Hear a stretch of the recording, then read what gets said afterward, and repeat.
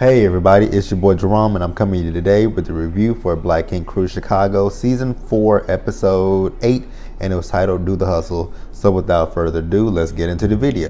Alright, so we got the Loyal Ink Crew. They are all in the shop.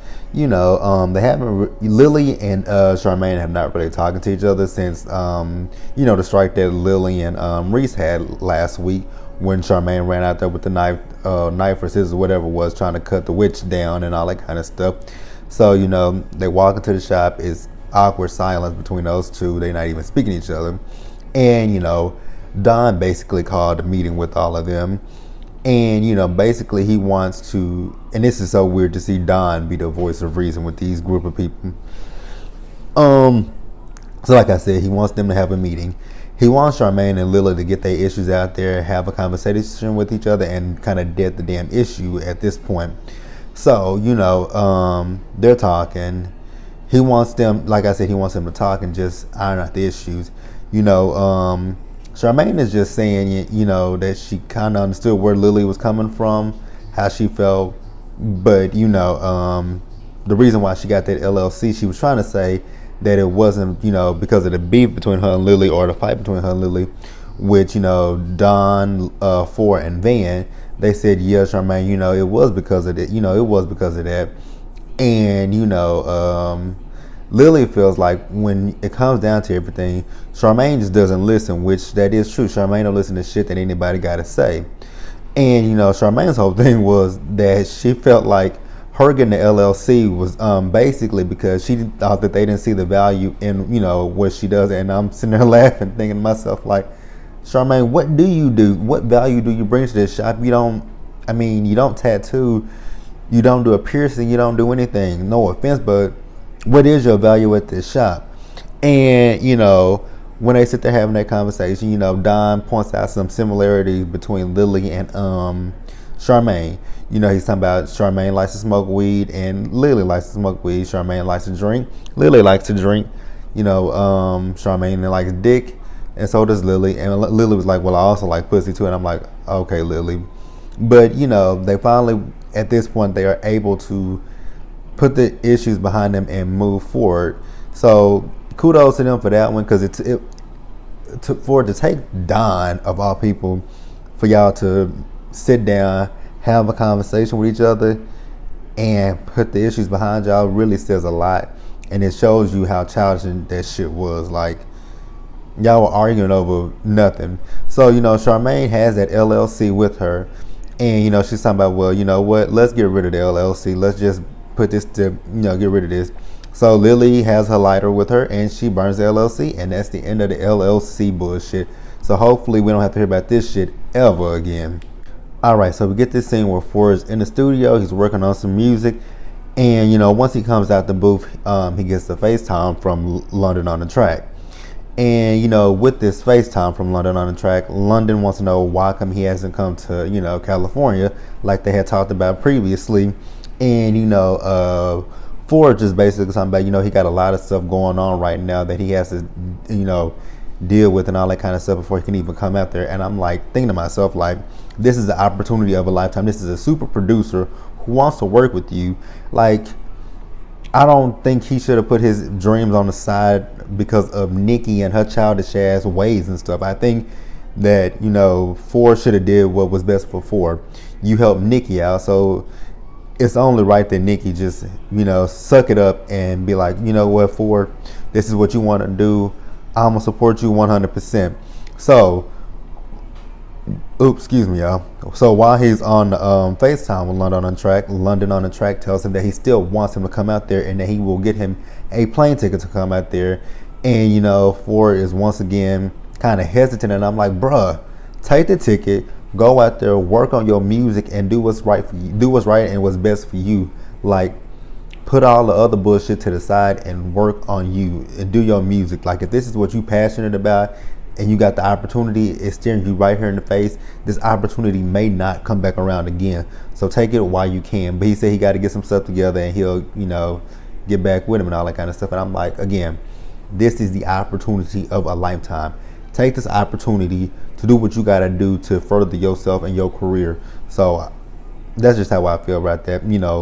Forget Nikki. If Nikki flips out, Nikki is not the girl for you if she can flip out over something so stupid. Like, as far as you wanting to pursue your career, like, you don't need to be with somebody like that at all if they gonna hinder you from doing what you need to do to pursue your career. All right, so we have Ashley and Don. I'm sorry, something happened and I can't stop laughing, so I'm trying to get through this. But we got Ashley and Don. They are together and they're having a family weekend. But this family weekend is actually cut a little bit short because Ashley and Don. Sorry, y'all. Ashley and Don are on their way to the emergency room. And the reason why they're on their way to the emergency room is because the baby, when they were giving him a bath, he got himself into the scalding hot water, which oh God, I can't imagine what that would feel like to, see your baby in pain and not be able to, help them. And, so like I said, they're on their way to the hospital. So, once they get to the hospital, Ashley in her interview is talking about how, she's blaming herself for, doing this, going to Texas and separating her boys and all that kind of stuff. I don't feel like Ashley should blame herself at all because none of this is Ashley's fault. Now, I might not have agreed with Ashley doing what she did, taking the baby with her to Texas, bring her baby here to Texas, and leaving little DJ there in Chicago with Don. I don't 100% agree with that. I feel like Ashley should have waited to the end of the school year and said, "Hey Don, we gonna stay here until the end of the year, end of the school semester, and then once the school semester is over with, I'm gonna take DJ and I'm gonna take little Ashton with me, and we're going to Texas to my brother's, and we're gonna stay there for a while so that you can get your shit together, and then once you get your shit together, then we'll come back." So that's what I didn't agree with Ashley on. But for her to sit here and blame herself for doing what she did, I don't 100% think she should be blaming herself because I don't see Ashley was not in the wrong. I'm sorry, Ashley, but were you the one that was on Instagram with another dude's face in your cooch, or did you sit here and let another dude stick his dick in your cooch? I don't think so. I think that was your husband who had another bitch sucking his dick on Instagram and was fucking another bitch. So don't blame yourself. Blame that nigga that you with for all the shit that he's done, because all of this shit happened. Now, not the baby. I'm not gonna put this on Don, but the events that led up to you going to Houston. Wherever you came here in Texas. The events that led up to that. That's what you should blame Don for, not yourself. Like, you did what you thought was right for your kids. So do not blame yourself. Like, I really hated to hear Ashley sit there and fucking blame herself. Like, you don't have anything to blame yourself for. Like I said, I don't agree with her taking the little baby and leaving DJ there. She should have took both of her kids, but Ashley did what she thought was right. So just keep that in mind, Ashley, that you did what was right for your kids, and you should always keep your kids in mind and say fuck Don. Don is a fuck nigga through and through. So that's how I feel. All right, so next we get this scene with Charmaine. Charmaine is at the radio station. With all the stuff that's going on at Loyal Inc., Charmaine needs some extra money. And, her working the weekend shift at the radio station really ain't cutting it right now. So she goes to the radio station. She has cupcakes and she has coffee. And she's giving it to the people. And she walked up to one girl and she said, "It's your fave, Charmaine. You want a cupcake and some coffee?" And that bitch asked, "Who is that?" I sat there and I laughed my ass off so bad when that girl said, "Who is that? Who is that?" I said, "Oh my God, like, this bitch don't even know who you are. Like, you talking about it's your fave, Charmaine, and this girl trying to figure out who you are." So she goes into her boss's office and, she offers her boss the cupcake and some coffee.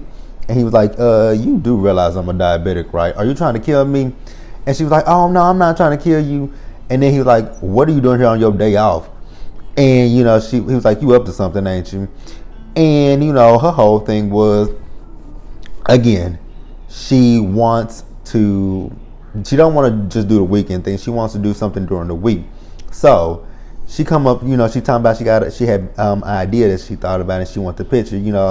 She wanted to go out into the streets and talk to like the homeless people and whoever, and ask them, you know, trending topics or hot topics and stuff like that. Like one of them, she was gonna ask the homeless man, like, how do you feel about K Michelle getting her butt cheeks deflated and all that kind of stuff?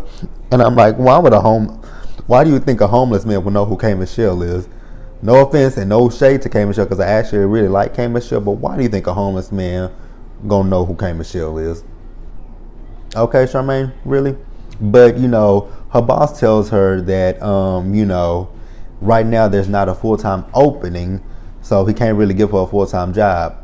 But you know what he will do for her is, you know, when somebody's out or something like that, he'll have her come in and fill in for them. And you know, Charmaine is being typical Charmaine, loud and extra. And he asked her, why are you being so loud? Which I was thinking the same thing to myself. I'm like, Charmaine, why the hell are you being so fucking loud? Like, that ain't even called for. Like, you always on 100. Like, you always on 100. Like, can you come down to at least 60? Because 50 might be a little bit too light for Charmaine. So can you come down to at least 60? Because you always on 100.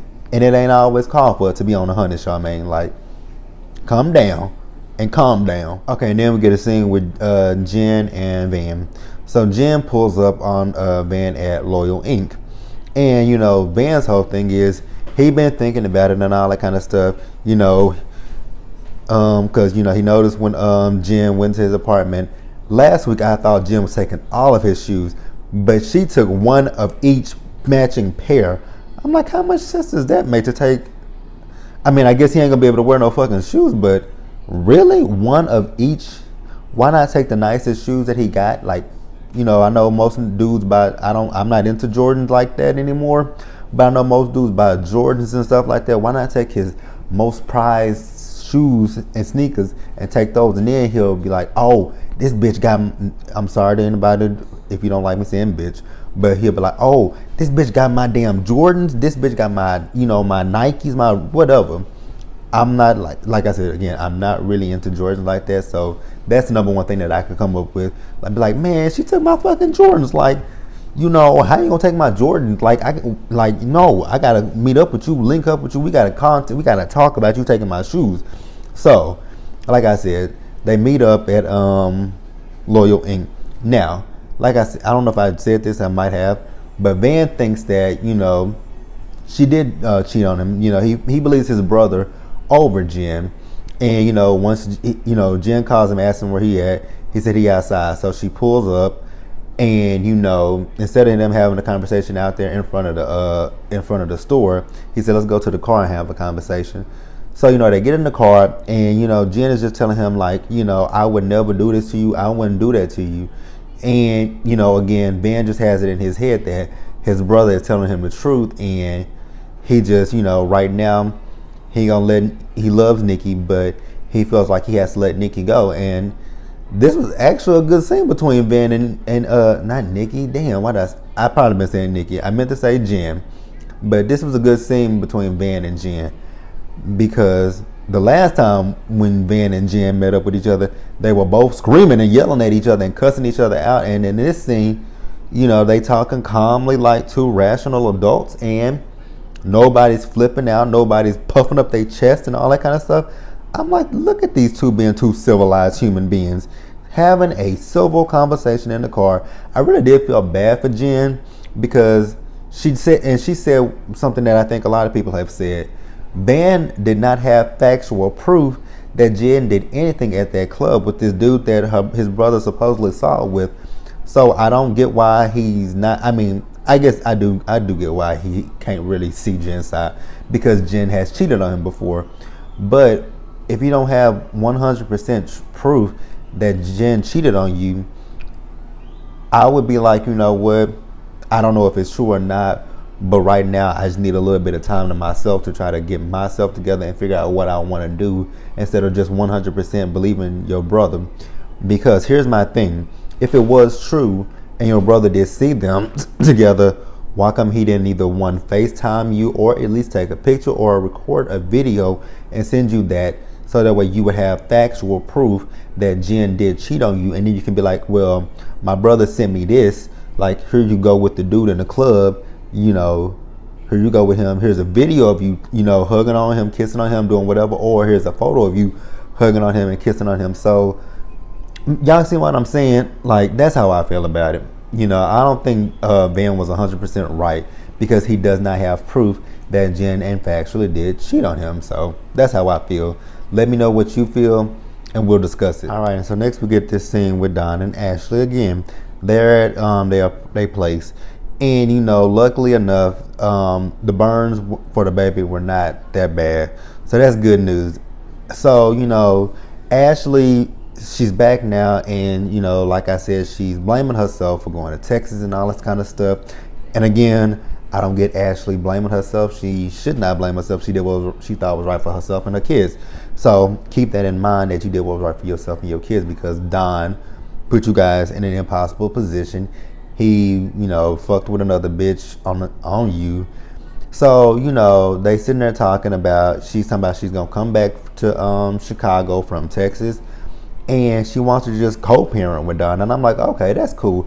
You can co-parent with him, but don't hop back into a relationship with the nigga, because he's proven time and time again that he's not going to change. So I'm 100% here for the co-parenting, because that's what's best for the kids. And, Don wants to sit here and talk about he wants to make lay some ground rules. And I'm like, who the fuck are you to sit here and tell Ashley you want to lay some ground rules? I did hear him say something about pizza and Fabuloso and all that kind of stuff. That was all I heard. Didn't really care about it. Wasn't something that I was interested in talking about too much, because whatever. But what I did want to talk about was Ashley.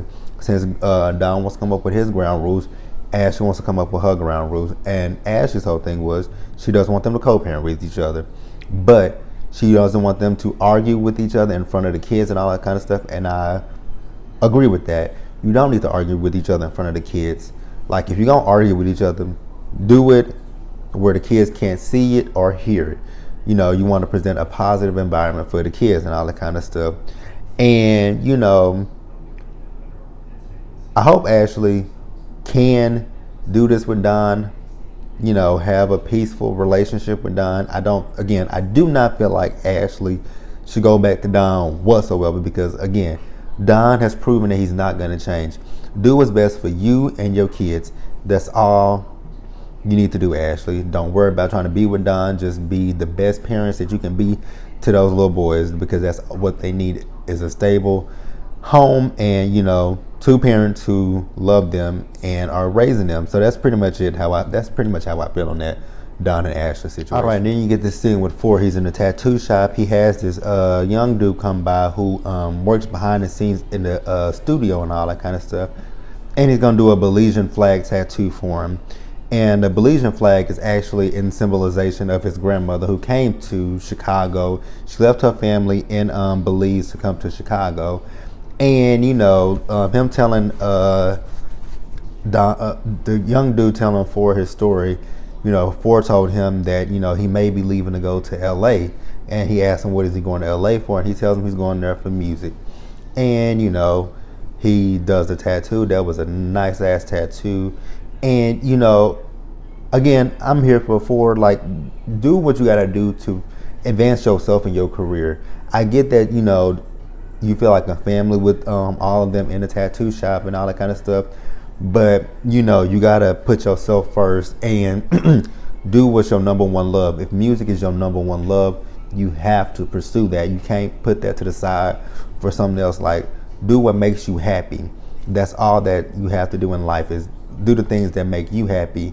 And it's okay to worry about other people, but you have to put yourself first in everything that you do. And that's something that I'm trying to learn myself, is to put myself first. So with that being said, I really do think that Ford needs to go to LA, work with London on the track, see where this can go, and see how this can help his career. And that's just how I feel about that. All right, so we get this scene where Charmaine is once again at the radio station, and this time she's there with Tom Capone, and she is actually there to guest host his show with him.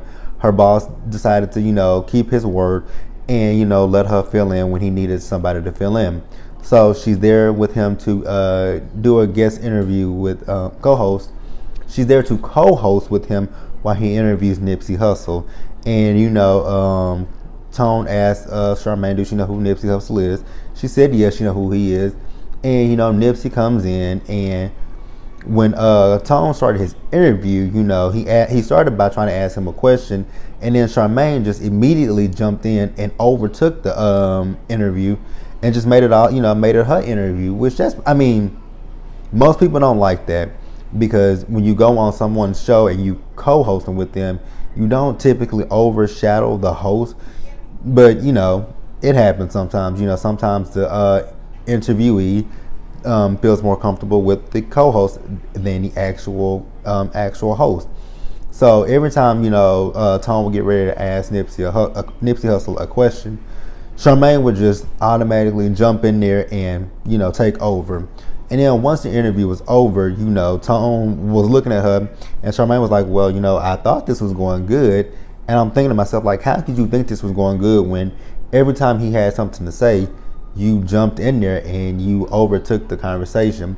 But obviously he so he didn't take no offense to it. He said that he really liked that. So kudos to Charmaine on that one. Like, this was actually nice to see a different side of Charmaine, where she's not so loud and cussing and all that stuff. Actually, because they told her, number one, no cussing. So this was actually kind of nice to see a different side to Charmaine that's not so loud and over the top and everything. I really did enjoy that little scene with Charmaine. All right, and then we get this scene with 4. He's packing up to get ready to go to LA to work with London on the track. And Nikki is sitting here asking him, has he told everybody at the shop that he's leaving? And he's like, nah, he hadn't told anybody that he's leaving at the shop and all that kind of stuff, because it's actually the night that they're having the grand opening for Loyal Inc. and all that kind of stuff. And she's Nikki walking around the apartment looking all sad and stuff. I mean, I get it. Your man is leaving. You don't know how long he's gonna be gone for. So I definitely do get that. She's a little bit sad and a little bit in her feelings. So I definitely get that. So there ain't nothing wrong with that. And then she asked him, well, do you have to leave? And I'm like, once again, Nikki, shut up. Just let him go. Be like, okay, babe, I get that you got to go out here to work with him. I'm not happy about it. I'm sad. It's okay to voice your opinion, but don't say it in a way to make him feel bad about doing it. Be like, okay, I get it. This is something that you want to do. This is something that you need to do. This is something that will make you feel happy and complete. So I support you 100%, and go out there, get it done, and, spend it, make it work for you, and come back home to me. And that's all, she could have said, instead of saying, do you really have to go? Like, no, he doesn't really have to go, but he does want to go to further pursue his musical dreams and all that kind of stuff. So let him do it and be happy for him. Like, you can go out. I mean, I'm pretty sure London on the Track would be more than happy to have you come out there, just, but whatever. That's just, I wish Nikki would grow up just a little bit, but I'm glad she's not turning up on him like she was the last time. So that's a relief in itself. All right, so you get the Loyal Inc. Grand opening party. Everybody is there. You have Charmaine, 4, Don, Danielle, and then you get Lily and Reese, and also Cobra was there. So you get Lily and Reese coming in together, and then Charmaine walks up to him, and since Reese was not there for the whole family getting together and hashing out the issues and all that kind of stuff, she walks up to Lily and Reese, and she tells Lily that the reason why she got the LLC, which was what we all knew, was because of the beef between her and Lily. And she apologizes to both Lily and Reese, and she wants to move forward with them.